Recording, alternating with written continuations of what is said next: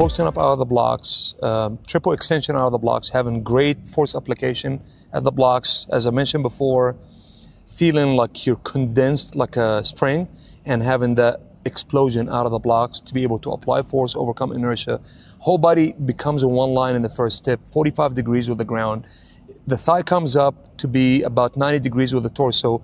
Once the thigh gets to the top, the athlete will apply force, push down and back to propel the body up and forward. Continue to do that non-stop. Every time the foot hits the ground, the athlete will push till the knees fully extended, the hips fully extended, the body reassembles on one line.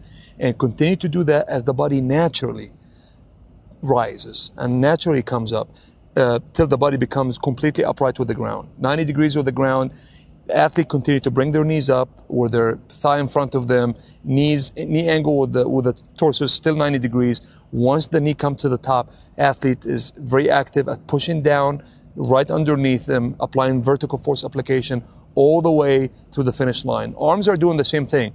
Out of the blocks, that backhand will come up. You're gonna hammer down and back, pushing with the arms down and back. The elbow extends, the shoulder extends as the body comes up. And once the body's upright with the ground, arms are going down, hammering down with the arms. The world-class sprinters, if you film them from the side and watch any video of a world-class sprinter, you see their arm almost completely straight as it passes the body back, which we always, a lot of the time, middle school coaches, high school coaches that are not very experienced, they ask the athlete to keep the knee angle at 90 degrees all the time, which this is not what really happens. We want the athlete to extend their joints, apply force, and as we mentioned before, force application is the limiting factor in faster sprinting.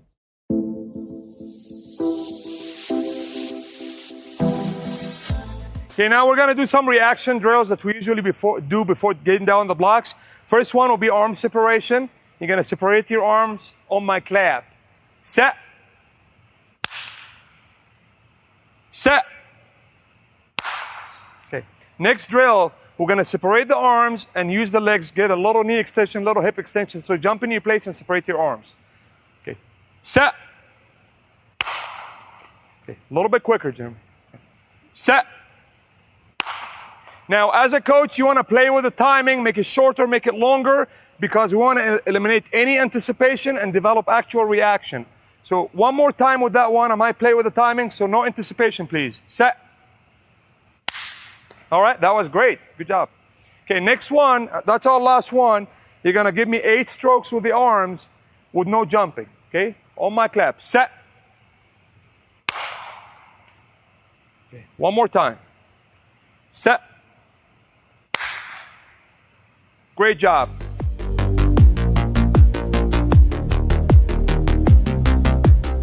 At that time, that's when you find your mechanisms. Either you remember a song that you're listening to and warm up, you find breathing techniques, but some way you have to calm yourself down before that race. Otherwise, the race can turn to disaster. We get to the line, we go through our routine. That routine is set up so that there are no other distractions. You want to be thinking about the least amount of things possible, so that routine that we set up is natural. We can do it in our sleep, we can do it blindfolded. So that's just a prompt to get us ready to go in the race. So once the gunman says, runners to your marks, that's when I stop thinking. Everything's at the door. I'm about to explode at the blocks and see what happens. I'm at the blocks, I'm lining up, my head is down, everything is tuned out. I am in tune with whatever I plan myself to do. When the gunman says set, I take a deep breath in. When he says go, I explode out with all the air in my belly and just let the controlled chaos within me take over.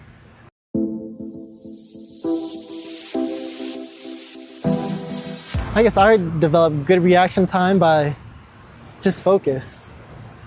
Quieting the mind and realizing that the gun is going to come next. And the moment that gun goes off, this is what I'm about to do. Other people develop reaction time by years of playing video games or years of just doing other sports. And I played multiple sports when I was young, so I was pretty athletic by the time I got to track. So reaction time was second nature. There's also those kids who I realized the most competitive people are the ones who play video games nonstop. they learn how to, they don't stop. They don't turn the video games off. So when it comes to the track, they will not stop until they win. And so I feel like there's a lot to learn from video games. I don't play video games myself, but if I would have done it all over again, maybe I would have incorporated some stuff. But